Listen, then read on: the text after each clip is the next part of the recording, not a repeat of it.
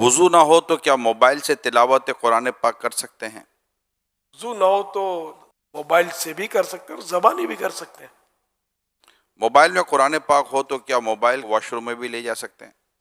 Mobile میں قرآن کریم actually ہوتا نہیں ہے، جب اس کو آن کرتے ہیں مخصوص بٹن دباتے ہیں، اس کا جو بھی ٹچ کرتے ہیں تو اس وقت یہ نظر حروف آتے ہیں، یہ عکس ہے، اوریجنل لکھائی تو ویسے بھی نہیں ہے۔ یہ اصل ادب بے ادبی کا تعارف اکثر اس پہ ہوتا ہے عرف پر، عرفاً اس میں کوئی مطلب ہے نہیں کہ بے ادبی اس کو بولتا نہیں ہے، باہر رکھیں گے تو پھر کسی چور لاکو کا کام ہو جائے گا نا، قیمتی چیز ہے۔ اسکرین پر اس وقت قرآن کریم کی آیات نظر نہ آتی ہوں تو واش روم میں لے جانے میں حرج نہیں ہے۔ لیٹ کر تلاوت قرآن کر سکتے ہیں؟ پاؤں سمیٹ کر کر سکتے ہیں۔ بے وضو کیا زبانی تلاوت قرآن کر سکتے ہیں؟ کر سکتے ہیں۔ کیا قرآن پاک پر کوئی چیز رکھ سکتے ہیں؟ نہیں رکھ سکتے، کپڑے، یعنی یہاں تک کہ اگر قرآن کریم کسی باکس میں ہے اس کے اوپر بھی کپڑا نہیں رکھ سکتے۔ کسی کے ہاتھ سے اگر قرآن پاک چھوٹ جائے تو کیا کفارہ ہے؟ کوئی کفارہ نہیں ہے، کیونکہ جان بوجھ کر مسلمان ایسا کر نہیں سکتا۔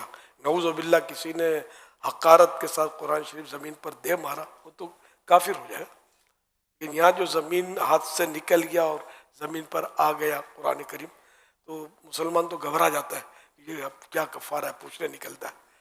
کفارہ نہیں ہے کوئی، اس کا گناہ بھی نہیں ہے، کیونکہ یہ خود بیچارہ پریشان ہو گیا، جان بوجھ کر تو اس نے کیا ہی نہیں۔ کھاتے ہیں اور چومتے ہاں بھی ہیں اور گھبرا بھی جاتے ہیں اور یہ بالکل، ساری چیزیں ہوتی ہیں۔ یہ ایمان کی مضبوطی کی علامت ہے اور خوف خدا کی بہت پیاری نشانی ہے کہ اللہ کا کلام، میرے رب کا کلام، یہ کس سے نیچے آ گیا۔ کیا گندے کپڑوں میں تلاوت کر سکتے ہیں؟ بچنا چاہیے۔ ایک شخص کو کتنا قرآن پاک یاد ہونا ضروری ہے؟ جتنا نماز میں فرض ہے پڑھنا اتنا یاد ہونا فرض، جتنا نماز میں پڑھنا واجب ہے اتنا واجب۔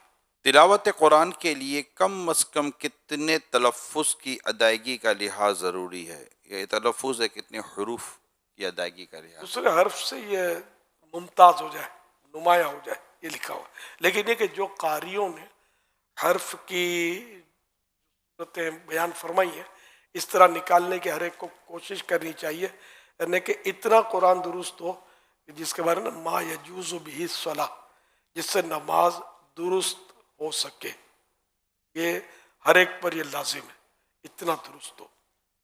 اب سین اور شین کا فرق نہیں کرتے، عین الف کا فرق نہیں کرتے، ہا کا بھی فرق نہیں کرتے، بھاری تعداد ایسوں کی جو فرق نہیں کرتے۔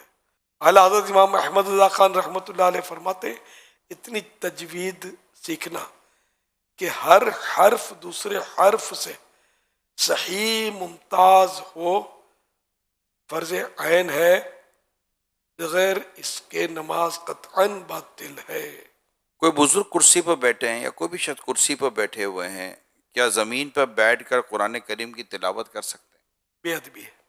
اگر کوئی قریبی کرسی پر بیٹھا ہوا ہے، کوئی زمین پر بیٹھے تلاوت کر رہا ہے، تو اب اگر کرسی پر بیٹھنے والا بیچارہ اپنی مجبوری سے بیٹھا ہے تو تلاوت کرنے والے کو چاہیے کہ کوئی اور جگہ چلا جائے، ہاں فاصلہ کر لے۔ مساجد میں اس وقت کرسیوں پر بیٹھنے کی کیونکہ تعداد بڑھ رہی ہے تو لوگ کرسی پر بیٹھ کر، جس کو نیچے بیٹھ کر نماز جو نہیں پڑھتے، جو کرسی پر بیٹھ کر نماز پڑھتے ہیں، تو یہ عموماً قرآن کریم بھی کرسی پر بیٹھ کر ہی پڑھ رہے ہوتے ہیں۔